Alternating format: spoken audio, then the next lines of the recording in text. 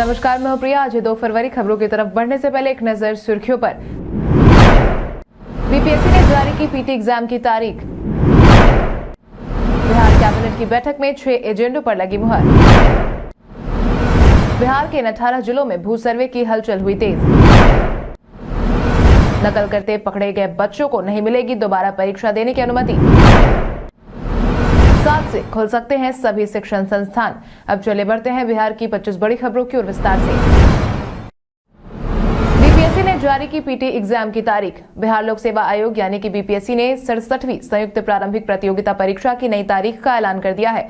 बता दें कि इस परीक्षा की नई तारीख 30 अप्रैल शनिवार को तय की गई है। आयोग की तरफ से जारी नोटिस में कहा गया है कि 67वीं पीटी प्रतियोगिता परीक्षा का आयोजन पहले 23 जनवरी 2022 को होना था, लेकिन इसे स्थगित कर दिया गया था। बता दें कि इस परीक्षा में 6 लाख छात्र शामिल होंगे, जिसमें से महिला उम्मीदवारों की संख्या 1.82 लाख है। आयोग ने इससे पहले बीपीएससी 67वीं को लेकर 5 बार पदों की संख्या में इजाफा भी किया है। बता दें कि पिछले ही साल दिसंबर महीने में 4 पदों का इजाफा हुआ था। ऐसे में अब कुल पदों की संख्या 798 हो गई है। इसके साथ ही आपको यह भी बता दें कि श्रम प्रवर्तन पदाधिकारी के 65 और कारा अधीक्षक के 3 पद भी बढ़ाए गए हैं। आज बिहारी पहचान में हम बात करेंगे अरुण कमल की। अरुण कमल आधुनिक हिंदी साहित्य में समकालीन दौर के प्रगतिशील विचारधारा संपन्न अकाव्यात्मक शैली के ख्याता कवि हैं। साहित्य अकादमी पुरस्कार प्राप्त इस कवि ने कविता के अतिरिक्त आलोचना भी लिखी है, अनुवाद कार्य भी किए हैं और लंबे समय तक वाम विचारधारा को फैलाने वाली साहित्यिक पत्रिका आलोचना का संपादन भी किया है। अरुण कमल का वास्तविक नाम अरुण कुमार है। साहित्यिक लेखन के लिए उन्होंने अरुण कमल नाम अपनाया और यही नाम उनकी स्वाभाविक पहचान बन गया। उनका जन्म 15 फरवरी 1954 ईसा को बिहार के रोहतास जिले के नासरीगंज में हुआ था। पेशे से वो पटना विश्वविद्यालय के अंग्रेजी विभाग के प्राध्यापक है। बिहार कैबिनेट की बैठक में 6 एजेंडों पर लगी मुहर। फरवरी महीने के शुरुआत के साथ ही बीते दिन बिहार सरकार द्वारा कैबिनेट की बैठक बुलाई गई थी, जिसमें ही कुल मिलाकर 6 एजेंडों पर मुहर लगा दी गई है। बिहार विकास मिशन के अंतर्गत मुख्यमंत्री के अतिरिक्त परामर्शी के पद के सृजन की स्वीकृति दी गई है। वहीं सप्तदश बिहार विधानसभा के 5म सत्र और बिहार विधान परिषद के 200वें सत्र बजट सत्र के औपबंधिक कार्यक्रम की स्वीकृति दी गई। इसकी शुरुआत 25 फरवरी से होने वाली है। इसके साथ ही बिहार मोटर वाहन अधिनियम के कारारोपण के लिए निर्माण उपकरण वाहन एवं इस कोटि के अन्य गैर परिवहन वाहन जो किसी कोटि में आच्छादित नहीं हो, इसको लेकर अंततः स्थापित किया गया है। नव पंजीकृत निर्वाचकों को free of cost EPIC delivery के लिए पीवीसी इपिक मुद्रण और निर्माण कार्य पश्चिम बंगाल राज्य सरकार के उपक्रम सरस्वती प्रेस को बिहार वित्त नियमावली के नियम के तहत नामांकन के आधार पर प्राधिकृत किया गया है। पटना हाईकोर्ट ने एनएचएआई से मांगा ब्यौरा। बीते दिन पटना हाईकोर्ट ने नारायणपुर मनहारी पूर्णिया हाईवे निर्माण के दौरान पेड़ों की कटाई को रोकने के लिए दायर एक जनहित याचिका पर सुनवाई की। इस दौरान हाईकोर्ट ने सुनवाई करते हुए चीफ जस्टिस संजय करोल की डिवीजन बेंच ने इस मामले में एनएचएआई को पूरा ब्यौरा देते हुए हलफनामा दायर करने का निर्देश दिया है। ज्ञात हो जनहित याचिका में याचिकाकर्ता ने काटे जाने वाले पेड़ों की संख्या, पेड़ों की उम्र, इसका पर्यावरण के लिए महत्व और पेड़ों की कटाई से आसपास के पशु पक्षियों पर पड़ने वाले प्रभाव के आकलन करने को लेकर विशेषज्ञों की एक कमेटी बनाने के लिए आदेश देने का अनुरोध भी किया है। अब इस मामले में अगली सुनवाई 22 फरवरी 2022 को होगी। ट्रेनिंग में फेल सिपाहियों को दोबारा मिलेगा मौका। बिहार पुलिस ने ट्रेनिंग को लेकर हाल ही में अपना कैलेंडर जारी किया है, जिसमें बुनियादी प्रशिक्षण में फेल होने वाले सिपाहियों के लिए राहत की खबर सामने आई है। बिहार पुलिस के ह्यूमन डेवलपमेंट और ट्रेनिंग डिवीजन की तरफ से साझा की गई जानकारी के अनुसार बुनियादी प्रशिक्षण में फेल हो गए सिपाहियों को ट्रेनिंग पूरा करने का एक और मौका मिलने वाला है। इसको लेकर डिवीजन ने तैयारी पूरी कर ली है। इसको लेकर 2 ट्रेनिंग सेंटरों को भी बुलाया गया है। सबसे खास बात यह है कि इसमें पुरुष के साथ साथ महिला पुलिस कर्मियों को भी मौका दिया गया है। इस पर सभी जिला को मानव संसाधन विभाग और ट्रेनिंग सेंटरों ने इकाई और विशेष सशस्त्र पुलिस को निर्देश जारी करते हुए पत्र लिख दिया है। बिहार के 18 जिलों में भू सर्वे की हलचल हुई तेज। बिहार में दूसरे चरण में भूमि के सर्वेक्षण का काम शुरू हो गया है, जिसके बाद ही अब बिहार के बाकी बचे 18 जिलों में विशेष सर्वेक्षण और बंदोबस्त के काम को लेकर हलचल तेज कर दी गई है। इसी को लेकर बीते दिन राजस्व एवं भूमि सुधार विभाग ने 18 जिलों के समाहर्ता सह बंदोबस्त पदाधिकारी को पत्र जारी कर विशेष सर्वेक्षण और बंदोबस्त का काम शुरू करने को कहा है। इसको लेकर बिहार के भू अभिलेख एवं परिमाप निदेशालय के निदेशक जय सिंह ने भी बीते दिन एक पत्र जारी कर दिया है, जिसमें उन्होंने साफ कहा है कि राज्य के सभी जिलों में विशेष सर्वेक्षण और बंदोबस्त का काम किया जाना है। इसमें ही प्रथम चरण में राज्य के 20 जिलों में यह काम प्रगति पर है। बाकी के जिलों में साल 2022 जनवरी से विशेष सर्वेक्षण और बंदोबस्त का काम किया जाना है। अब मुख्यमंत्री मंत्री के होंगे अतिरिक्त परामर्शी।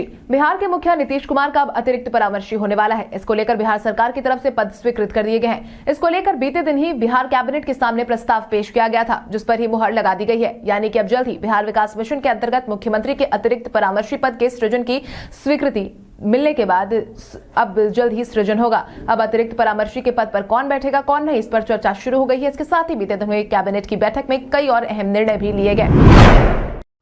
कोरोना काल में बिहारियों की आमदनी में हुआ इजाफा। कोरोना महामारी के दौर में जहां एक तरफ दुनिया भर के पैसों के लिए अपनी अर्थव्यवस्था को पटरी पर बनाए रखना बड़ी चुनौती रहा, इस महामारी के बाद भी बिहार की अर्थव्यवस्था की रफ्तार देखने को मिली है, वो लगातार बढ़ती ही जा रही है। इस दौरान बिहार के लोगों की आमदनी में इजाफा हुआ है। बता दें कि पिछले दिनों वित्त मंत्री निर्मला सीतारमण ने जो आर्थिक सर्वेक्षण पेश किया, जिसमें यह कहा गया कि बिहार की प्रति व्यक्ति की आय में इजाफा किया गया है। अगर हम बिहार में प्रति व्यक्ति आय की बात करें तो पिछले साल के अंदर बिहार में प्रति व्यक्ति आय 1221 रुपए बढ़ी है। केंद्रीय वित्त मंत्री ने पिछले साल की आर्थिक सर्वेक्षण में बिहार के लोगों की आमदनी बढ़ने की जानकारी दी थी। 7 से खुल सकते हैं सभी शिक्षण संस्थान। कोरोना के मामले में आ रही गिरावट के बीच बिहार के सभी शैक्षणिक संस्थानों को 7 फरवरी से खोलने की तैयारी तेज कर दी गई है। शिक्षा मंत्री विजय चौधरी की माने तो कोरोना संक्रमण के मामले में राज्य में कमी देखी गई है और विभाग सभी शिक्षण संस्थानों को खोलने को तैयार है। उन्होंने इस बाबत कहा है कि इसको लेकर क्राइसिस मैनेजमेंट ग्रुप की बैठक में कोई अंतिम फैसला लिया जाएगा। उन्होंने कहा कि 7 फरवरी से प्राइमरी से लेकर हायर सेकेंडरी तक के स्कूल और कॉलेज खुल जाएंगे। 100% बच्चों और शिक्षकों की उपस्थिति के साथ ये खोले जाएंगे। मंत्री ने कहा है कि शिक्षण संस्थानों में ऑफलाइन क्लास की व्यवस्था फिर से बहाल की जाएगी। आपकी जानकारी के लिए आपको बता दें कि बिहार में कोरोना का डाउनफॉल देखने को मिल रहा है। 90% संक्रमित होम आइसोलेशन में 7 दिन में ठीक हो रहे हैं। इस बीच बच्चों में वैक्सीनेशन की रफ्तार भी बढ़ी है। फरवरी महीने की कोहरे से हुई शुरुआत, 2 दिन बाद बारिश को लेकर अलर्ट। बीते दिन से फरवरी महीने की शुरुआत हो गई है, वहीं नए महीने की शुरुआत ही कोहरे के साथ हुई। ऐसे में आने वाले समय में बिहार वासियों को ठंड से राहत मिलने की उम्मीद फिलहाल नहीं दिखाई दे रही है। इतना ही नहीं, मौसम विभाग ने तो आने वाले दिनों में बारिश को लेकर अलर्ट भी जारी कर दिया है। मौसम विभाग की माने तो बुधवार को भी घना कोहरा रहने की संभावना जताई गई है। इसके अलावा 3 फरवरी से पटना समेत कई जिलों के लिए बारिश का अलर्ट है। 3 फरवरी को पटना के अलावा शेखपुरा, नालंदा, नवादा, गया, बेगूसराय, लखीसराय, भोजपुर, रोहतास, भभुआ, अरवल, पश्चिम चंपारण, सिवान, सारण, गोपालगंज के अलग अलग हिस्सों में बारिश और गरज के साथ छींटे पड़ने का अलर्ट जारी किया गया है। ये येलो अलर्ट 19 जिलों के लिए है और 4 फरवरी को भी कुछ जिलों के लिए बारिश का अलर्ट जारी किया गया है। पुलिस जांच के बाद अब कबाड़ में नष्ट होंगी गाड़ियां।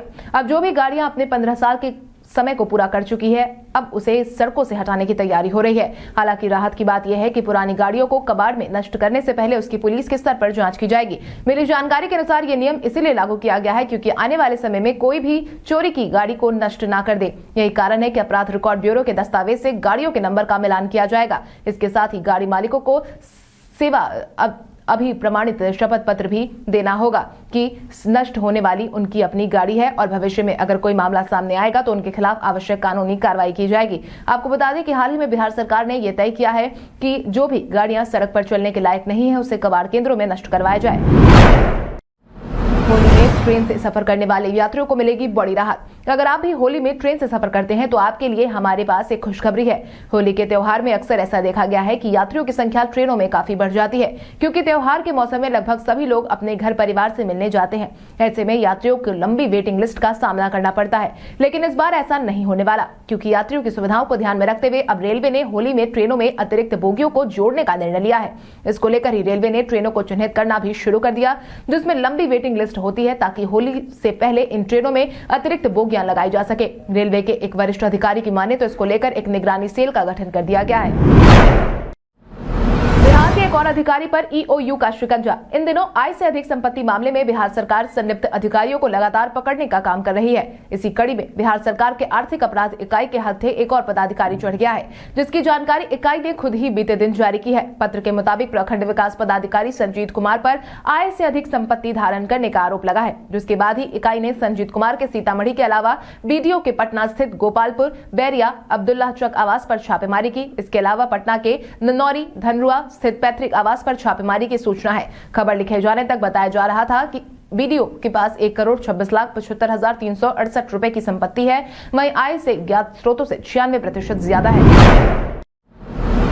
बिहार में इस रूट पर चलेगी सौर ऊर्जा वाली ट्रेन। बिहार में एक तरफ जहां बुलेट ट्रेन की पटरियां बिछाने को लेकर काम चल रहा है, तो वहीं अब रेलवे सोलर सिस्टम से ट्रेनों को चलाने को लेकर काम कर रही है।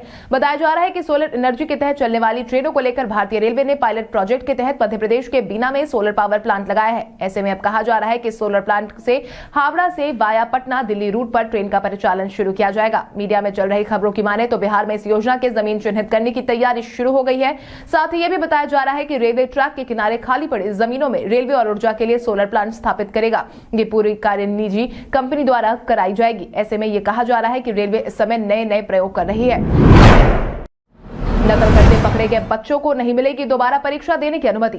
बिहार बोर्ड की परीक्षाएं बिहार में बीते दिन से शुरू हो गई है। हालांकि बिहार बोर्ड ने तो अपनी तरफ से कदाचार मुक्त परीक्षा का आयोजन करवाने का ऐलान किया ही था, लेकिन कई सेंटरों पर चोरी करने वाले छात्रों को पकड़ा गया है। इसके बाद अब ऐसे छात्रों को लेकर बड़ी बात कही गई है। बोर्ड की तरफ से साझा की गई जानकारी के अनुसार इंटर परीक्षा के दौरान अगर कोई छात्र निष्कासित होता है तो ऐसे छात्र आगे की किसी भी विषय की परीक्षा नहीं देंगे। हर दिन निष्कासित परीक्षार्थियों का डेटा बोर्ड के पास भेजा जाएगा। कदाचार करते छात्र पकड़े गए तो बिहार परीक्षा संचालन नियमावली 1981 के अनुसार उन्हें 2000 रुपए जुर्माना या 6 महीने तक की जेल भी हो सकती है।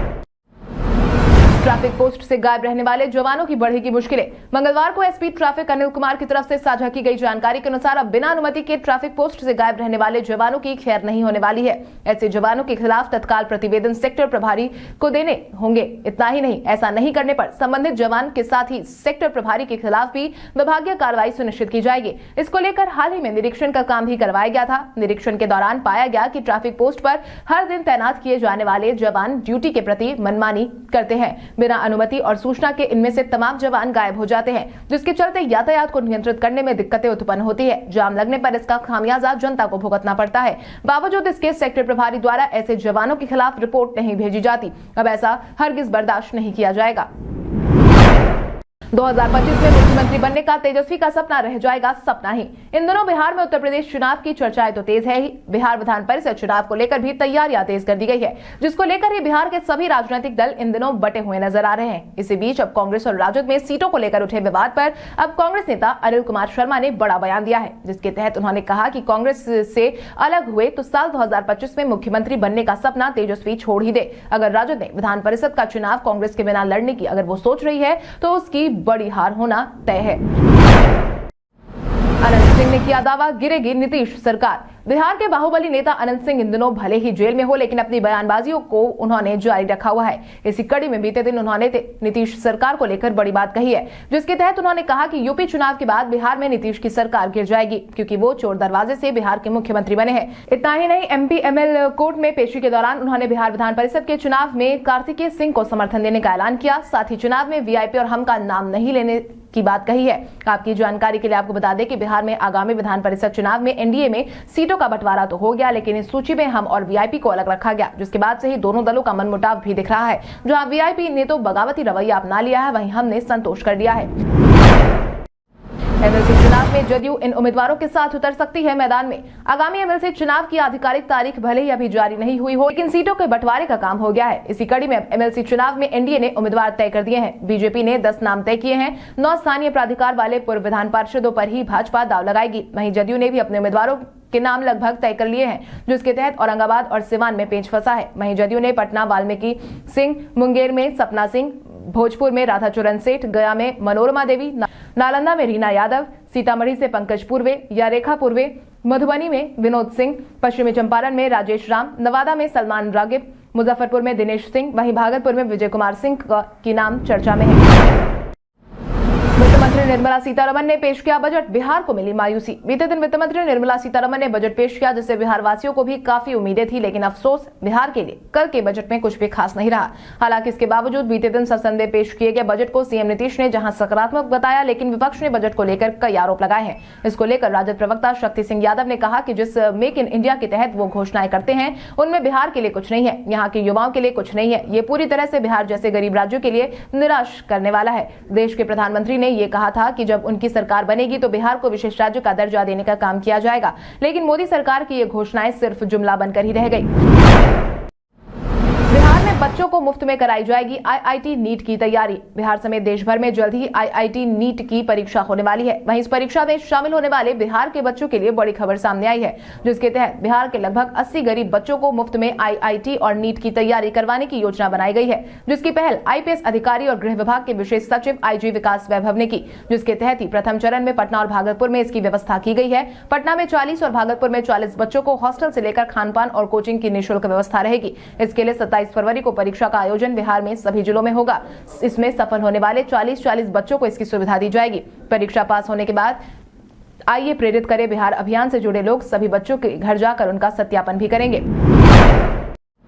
आम बजट से जदयू नेता नाराज, सीएम नीतीश कुमार ने बताया सकारात्मक। मंगलवार को केंद्रीय आम बजट प्रस्तुत किया गया है। इस बजट को लेकर के बिहार जदयू में दो अलग अलग तरह के बयान सामने आए हैं। बिहार के मुख्यमंत्री नीतीश कुमार ने जहां इसे सकारात्मक बताया, तो दूसरी तरफ जदयू के दूसरे नेताओं ने इसे बिहार के लिए हितकारी नहीं बताया है। बता दें कि जदयू के संसदीय बोर्ड के अध्यक्ष उपेंद्र कुशवाहा ने इसे निराशाजनक बताया। बिहार के मुख्यमंत्री नीतीश कुमार ने सोशल मीडिया पर इस बजट को लेकर लिखा है, केंद्र सरकार द्वारा पेश किया गया बजट सकारात्मक और स्वागत योग्य। उन्होंने बताया, पिछले 2 साल से देश का आर्थिक विकास कोरोना महामारी के चलते प्रभावित हो रहा है। एक डिजिटल आईडी से लिंक होगा पैन, आधार संग ड्राइविंग लाइसेंस और पासपोर्ट। आने वाले वक्त में देश के हर नागरिक के पास एक डिजिटल आईडी होगी। ये एक ऐसी आईडी होगी जिसमें आधार से लेकर पैन कार्ड और ड्राइविंग लाइसेंस से लेकर पासपोर्ट नंबर आदि एक दूसरे से जुड़े होंगे। इसका अर्थ है कि आने वाले समय में आपको आधार, पैन या लाइसेंस के वेरिफिकेशन को लेकर अलग अलग आईडी देने की आवश्यकता नहीं होगी। इस नई तकनीक पर इलेक्ट्रॉनिक्स मंत्रालय काम कर रहा है। इलेक्ट्रॉनिक्स मंत्रालय इस प्रस्ताव को जल्द सबके सामने लाने वाला है और 27 फरवरी तक लोगों की राय मांगी जा सकती है। 27 फरवरी तक आम लोग इस प्रस्ताव पर सहमति या आपत्ति दर्ज करा सकते हैं। सरकार इसी प्रतिक्रिया के आधार पर आईडी स्कीम को आगे बढ़ाएगी। लोगों के सुझाव के आधार पर स्कीम में बदलाव किया जा सकता है। भारत के इतिहास में आज की तारीख कई कारणों से दर्ज। भारत में दीव यानी गोवा, दमन और दीव के पास पुर्तगाल और तुर्की के बीच 1509 में युद्ध हुआ। देश में प्रशासनिक सुधारों के लिए 2 फरवरी साल 1844 में पिट्स नियामक अधिनियम को लागू किया गया। शंभुनाथ पंडित 1862 में कलकत्ता उच्च न्यायालय के पहले भारतीय न्यायाधीश बने। भारत ने 1952 में मद्रास में पहला टेस्ट क्रिकेट जीता। अखिल भारतीय खादी और ग्रामोद्योग बोर्ड का गठन 1953 में किया गया। महात्मा गांधी नरेगा योजना 2 फरवरी साल 2006 से 200 जिलों में अधिसूचित किया गया। भारतीय अभिनेत्री शमिता शेट्टी का जन्म 1979 में हुआ। देश के जाने माने लेखक, कवि और स्तंभकार खुशवंत सिंह का जन्म 1915 में हुआ। 2007 में भारतीय फिल्म और टेलीविजन अभिनेता विजय अरोरा का निधन हुआ था। आज ही के दिन को वर्ल्ड वेटलैंड्स डे और वन अग्नि सुरक्षा दिवस के रूप में मनाया जाता है। भारत के पूर्व सलामी बल्लेबाज गौतम गंभीर ने कप्तानी को लेकर किया बड़ा दावा। भारत के पूर्व सलामी बल्लेबाज गौतम गंभीर कप्तानी को लेकर एक बार फिर से बड़ा दावा करते देखे गए। गौतम गंभीर ने कहा कि उन्हें यकीन है कि अब विराट कोहली के लिए कुछ भी नहीं बदला होगा, क्योंकि वो अब किसी भी फॉर्मेट में भारत के कप्तान नहीं है, लेकिन वो एक स्टाइलिश बल्लेबाज की तरह सोच रहे होंगे। कोहली ने इस महीने की शुरुआत में भारत के टेस्ट कप्तान का पद छोड़ा था। कप्तानी के बारे में पूछे जाने पर गौतम गंभीर ने कहा कि उनके लिए कुछ भी नहीं बदला। पूर्व ओपनर गौतम गंभीर ने स्पोर्ट्स टुडे से बात करते हुए कहा कि जब आप एक बच्चे के रूप में बड़े हो रहे होते हैं तो आप देश के लिए मैच जीतने की कोशिश करना चाहते हैं और ये सब मायने रखता है। कल हमारे द्वारा पूछे गए सवाल का जवाब आप में से बहुत सारे यूजर ने हमें कमेंट करके दिया था, उसके लिए आपको बहुत बहुत धन्यवाद। आप में से जिन यूजर का कमेंट हमें अच्छा लगा है उनके नाम है संजीव कुमार भोलू, विकास कुमार सिंह, माही आनंद, चंद्रवीर यादव, विजय घायल, अनंत कुमार, मुकुल कुमार सिंह, संत लाल यादव, राज इंटरनेट, रूपम कुमारी, संजय कुमार, गौतम कुमार, राजीव कुमार, कुमार राहुल, शहीद आलम, नरेश कुमार बिंद, प्रिया यादव। आप इसी तरह हमारे सवालों का जवाब देते रहे। हम हर दिन वीडियो के अंत में आपका नाम लेने की पूरी कोशिश करेंगे। तो चलिए बढ़ते हैं आज के सवाल की ओर। आज का सवाल कुछ इस प्रकार है, आपके अनुसार बीते दिन पेश किए गए बजट में आपको सबसे अच्छा क्या लगा? अपने जवाब हमें कमेंट करके जरूर बताएं। इसके साथ ही आज के लिए बस इतना ही। बिहार की बड़ी खबरों से अपडेटेड रहने के लिए हमारे YouTube चैनल को सब्सक्राइब करें और बेल आइकन दबाना ना भूलें। धन्यवाद।